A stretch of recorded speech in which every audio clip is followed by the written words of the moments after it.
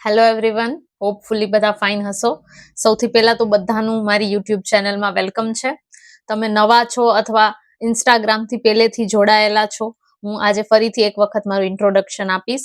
તો મારું નામ ફાલ્ગુની પીઠડિયા છે. હું ગુજરાત પોલીસમાં એઝ એન એએસઆઈ જોબ કરું છું. સિન્સ 2023 મેં ગુજરાત પોલીસ ડિપાર્ટમેન્ટ જોઈન કર્યું છે as a assistant sub inspector, અને હાલ હું જામનગરમાં પોસ્ટિંગ છે મારું, ત્યાં જોબ કરું છું. અને આપણે ઇન્સ્ટાગ્રામમાં તો બધા જોડાયેલા જ છીએ, પણ મેં યુટ્યુબ ચેનલ શું કામ સ્ટાર્ટ કરી? કારણ કે એમાં જે 3 મિનિટના વિડીયોની રીલ્સ બને છે એમાં હું પ્રોપર નોલેજ નથી આપી શકતી, અને એક ટૂંકું નોલેજ આપવા માટે બરાબર છે, પણ કોઈ લાંબા વિડીયોઝ છે કે લાંબા લેક્ચર્સ છે જેમાં વધારે ઇન્ફોર્મેશનની જરૂર છે તો એના માટે યુટ્યુબ બેસ્ટ છે. અને આમાં આપણે શું છે કે લાઈવ લેક્ચર્સ લઈ અને કોઈ ડાઉટ સોલ્યુશન સેશન્સ છે એ પણ લઈ શકીએ, એટલે મેં યુટ્યુબ ચેનલ સ્ટાર્ટ કરી છે. આજનો મારો ફર્સ્ટ વિડીયો છે, એટલે આજે જસ્ટ ઇન્ટ્રોડક્શનલ વિડીયો છે આ મારો. આમાં કોઈ એજ્યુકેશનલ રિલેટેડ કે અત્યારે હું કોઈ વાત નહીં કરું. બાકી મારો ગોલ છે સૌથી પહેલા જે હિસ્ટ્રીને રિલેટેડ બધા ઇમ્પોર્ટન્ટ ટોપિક્સ છે એના વિશે વાત કરશું આપણે. કે કેમ કે જો હિસ્ટ્રી છે બહુ વાસ્ટ સબ્જેક્ટ છે, પછી તમે એક વખત વાંચો અને એમાં ડૂબી જાઓ તો તમે બહાર જ ના નીકળી શકો. એટલે એની અંદર તમારે વાંચવાનું તો છે, પણ મેઇનલી કયા કયા ચેપ્ટર્સ એમાં ઇમ્પોર્ટન્ટ છે કે જેમાંથી પૂછાય જ છે એ બધા હું તમને ટીક કરાવી દઈશ. એટલે તમે એના ઉપર વધારે ફોકસ કરજો. લાઈક તમે દિવસની 10 કલાક વાંચો છો તો તમે, અને હિસ્ટ્રી સબ્જેક્ટ જ વાંચો છો તો તમે એને 4-5 કલાક આપો. એમ એ બધા ચેપ્ટર છે એનું રિવિઝન વધારે ને વધારે કરો, કેમ કે એમાંથી પૂછાવાનું જ છે. એવા બધા ચેપ્ટર્સ હું આપીશ તમને. સપોઝ તમે કોઈ પણ એક્ઝામ આપો છો અને એમાં હિસ્ટ્રીમાંથી 20 માર્ક્સનું પૂછાશે, તો હું જે બધા ચેપ્ટર તમને ટીક કરાવીશ એમાંથી મેક્સિમમ માર્ક્સનું પૂછાશે. એટલે એ બધા ઇમ્પોર્ટન્ટ ચેપ્ટર્સ જે છે હું વિચારું છું કે તમને ટીક કરાવી દઉં, એટલે તમે એમાં વધારે ફોકસ કરો. મેં અત્યાર સુધીમાં ઘણી બધી એક્ઝામ આપી છે, લોટ ઓફ. એમ 2022-23 સુધી મને ઘણી બધી એક્ઝામનો એક્સપિરિયન્સ છે. મેં ઘણી બધી લોટ ઓફ 10, 12, 15 જેટલી એક્ઝામ આપી છે, અને ઘણી બધી મેં પાસે કરી છે. ગુજરાત પોલીસ કોન્સ્ટેબલ છે એ મેં ટોટલ 3 વખત પાસ કરેલી છે. પછી દિલ્હી પોલીસ છે 1 વખત પાસ કરેલી છે, અને સેન્ટ્રલ ગવર્મેન્ટની આઈ થિંક સીઆરપીએફ હતી કે આસામ રાઇફલ્સ હતી એ પાસ કરેલી છે, અને જીપીએસસી, પછી એસટીઆઈ, ડીવાયએસઓ, પીઆઈ બધી આપેલી છે મેં. પણ હા, એમાં થોડા માર્ક્સથી બધામાં હું રહી જતી હતી, એટલે એમાં હું પાસ નથી થઈ. અને પછી જીપીએસસીની પ્રિપરેશન હું કરતી હતી, પણ આપણે as a middle class person અને પરિસ્થિતિ જે તૈયારી કરતા હોય એસ્પિરન્ટ્સ, એને ખબર જ છે કે પછી આપણે એક ટાઈમે એક જોબ ફરજિયાત લઈ જ લેવી પડે. આપણે પરિસ્થિતિ સામે આપણા ઘૂંટણા ટેકી દેવા પડે અને એક જોબ લઈ લેવી પડે જે મળે એ.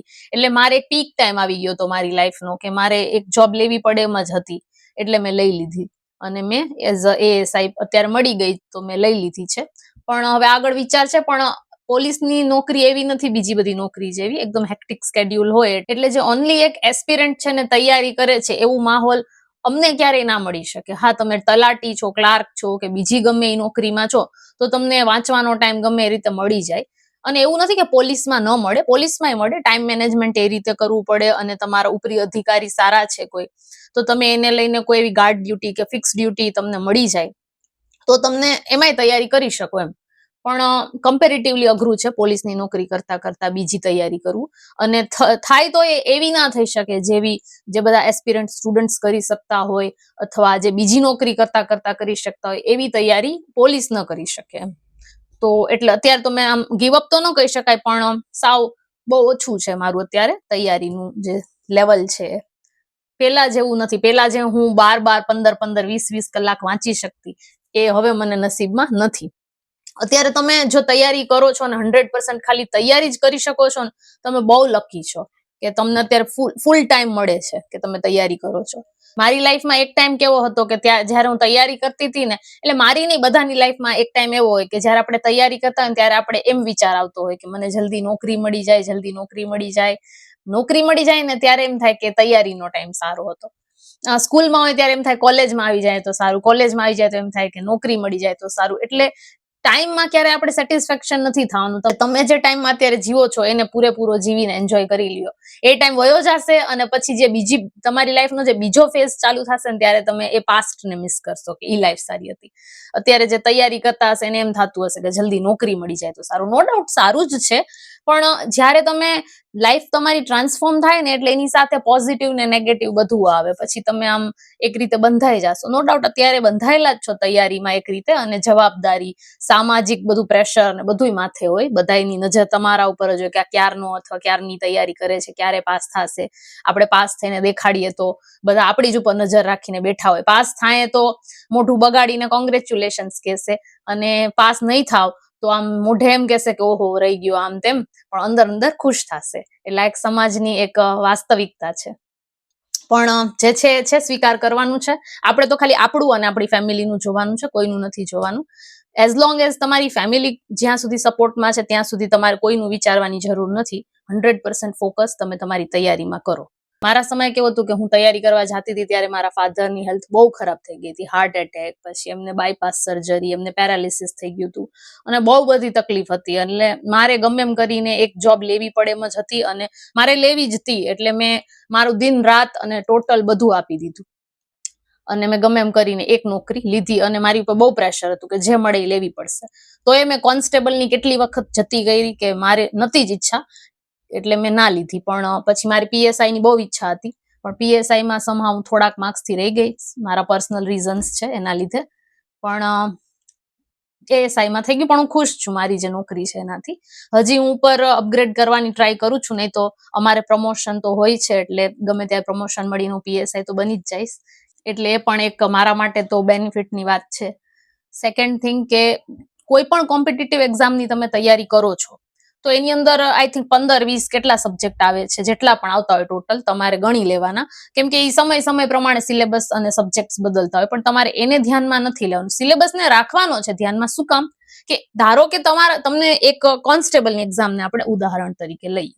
કોન્સ્ટેબલની એક્ઝામ તમે આપો છો, એની અંદર તમારે 10 સબ્જેક્ટ ટોટલ તમને આપ્યા છે સિલેબસમાં કે આ 10 વિષયમાંથી પૂછશું, પણ સ્પર્ધાત્મક પરીક્ષામાં ટોટલ 20 સબ્જેક્ટ આવે છે. તો તમારે શું કરવાનું છે, એ 10 ઉપર વધારે ફોકસ કરવાનું છે, પણ બાકીના 10 છે એને સાવ મૂકી નથી દેવાના. કેમ કે આપણે બધાને ખબર છે કે આપણે કદાચ કોન્સ્ટેબલની એક્ઝામ આપશું તો પાસ થઈ જ જવાના છે, એની કોઈ ગેરંટી નથી.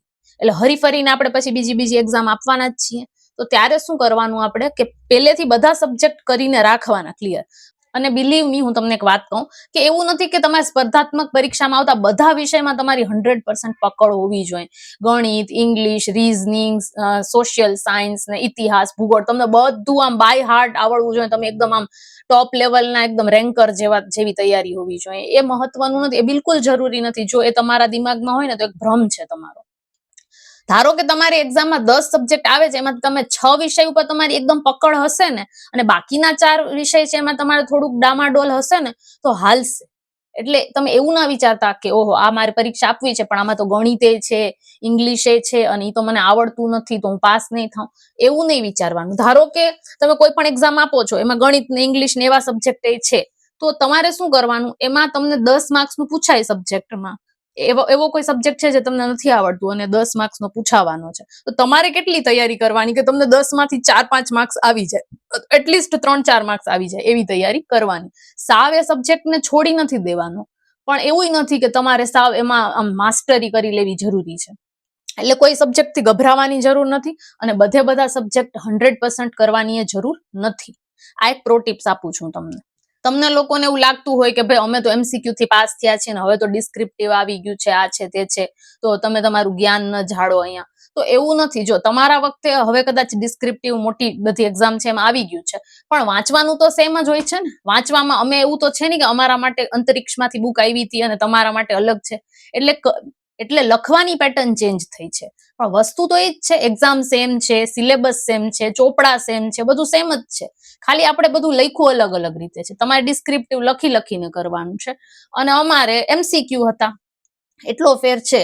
હવે એના માટે પ્રેક્ટિસ જ મહત્વની છે. તમે જેટલી ડિસ્ક્રિપ્ટિવની પ્રેક્ટિસ કરશો એટલું તમારામાં પરફેક્શન આવતું જશે. અને મેં જે તે ટાઈમે મારે જયારે DYSO ને STI ને PI ને બધી આપવી હતી ત્યારે મેં જે મેઇન્સના ને ક્લાસીસ, કેમ કે પ્રિલિમ્સના ક્લાસ કરીએ ને ત્યારે મેઇન્સના ક્લાસીસ સાથે હોય જ એમ. અને જો તમને લોકોને એવું હોય કોઈના મનમાં કે વિધાઉટ ક્લાસીસ પાસ થઈ જવાય, એવું નથી. તમે બહુ હોશિયારો તો થઈ જવાય, પણ જો એવરેજ સ્ટુડન્ટ છો અને એકલા તૈયારી કરો છો અને મથો છો તો પાસ થવું બહુ મુશ્કેલ છે અને વાર લાગી જશે. એટલે મારું એક પર્સનલ સજેશન માનો કે જો તમે ક્યારેય ક્લાસ નથી કર્યા અને એફોર્ડ કરી શકો છો તો એક વખત ક્લાસ કરો. શું કામ? હું ક્લાસનું કોઈ પ્રમોશન કે ક્લાસનો સપોર્ટ નથી કરતી, પણ એક તમને ગાઈડલાઈન મળશે કે તમારે કઈ રીતે તૈયારી કરવી અને તમારે કોમ્પિટિશન જોવાની, એમ કે બારે કેટલી કોમ્પિટિશન છે. તમે ઓલા કુવામાં દેડકાની જેમ ઘરમાં એકલા તૈયારી કર્યા રાખશો ને તો તમને ક્યારે ખબર જ નહીં પડે કે ગામમાં કઈ રીતે તૈયારી હાલે છે ને આ દોડમાં કેટલા લોકો દોડે છે.